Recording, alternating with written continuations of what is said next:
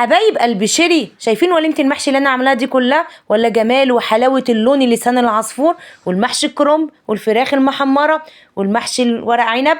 تعالوا بقى اما اقول لكم السر بتاعي الخطير اللي بيخلي المحشي بالحلاوه والجمال ده وطعمه بيبقى روعه. تعالوا بقى لما نعمل الغدا مع بعض النهارده واكتبوا لي رايكم تحت في الكومنتات. انا عامله غدا ايه النهارده يا شيري؟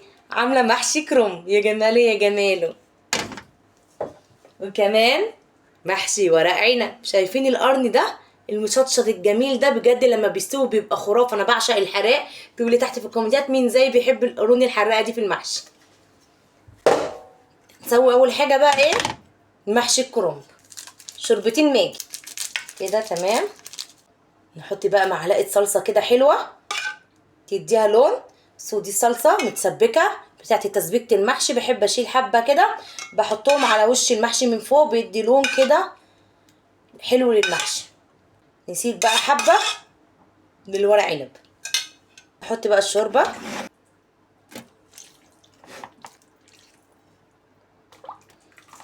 بس كده، ونهز بقى هزتين كده في الحله عشان الشوربه كلها تنزل لتحت والمحشي كله يستوي ميبقاش فيه حاجه نيه. بصوا هو كده كفايه، انا مش هحط شوربه تاني. انا حطيت الشوربه بتاعتي لحد السطر اللي قبل الاخير. هحط ايه تاني؟ رشه زيت كده بسيطه تديله بس تلميعه. نسيبه بقى على النار ونغطيه لحد ما يستوي. يلا بينا بقى عشان نسوي ورق عنب. نفس النظام هنحط فيه معلقتين الصلصه اللي فاضوا معايا. معلقتين الصلصه دول بيديله طعم حلو قوي. بشره قطيتين كده. نفس النظام هنحط فيه مكعبين ماجي. تمام كده. طبعا انا مقطعه كده ليمونتين شرايح هحطهم على الوش زي ما انتم شايفين اهي، تدي مزازه للمحشي عشان لو الورق عنب مش مزز ولا حاجه هي تديله مزازه، وكمان بيديله طعم خرافي. بعد كده ننزل بقى بالشوربه ونفس النظام ما بنكترش الشوربه. نهز بردك كده. واخر حاجه بقى نحطها في الورق عنب رشه زيت كده حلوه تدي للورق عنب لمعه جميله. ونغطي بقى على المحشي نسيبه يستوي. بصوا بقى جمال وحلاوه المحشي بقى، هو لسه بيستوي، هو لسه لحد دلوقتي ما غليش، لسه معلقه عليه.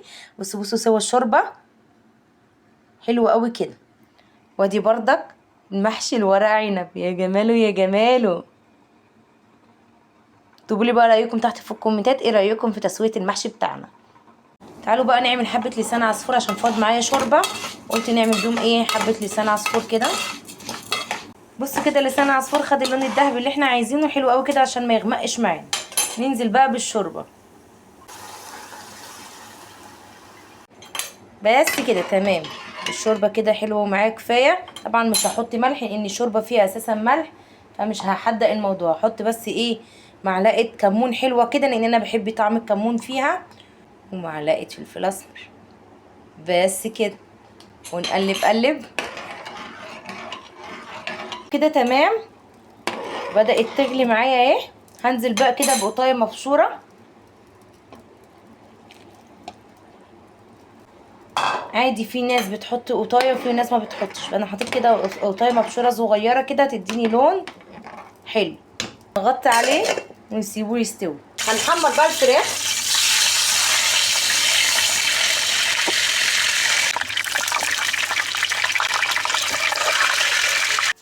يلا بينا بقى نغرف المحشي بعد ما استوى. اول حاجه نغرفها الكرنب. شايفين اللوحه الفنيه دي؟ بجد طعمه خرافه. ونقول بسم الله. اهم حاجه الوزتين دول. اوه مية مية كده.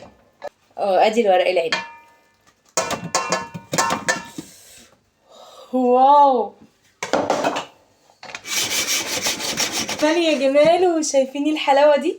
وكمان غرفنا اللسان العصفور نحطه هنا بقى في النص. نيجي للفراخ.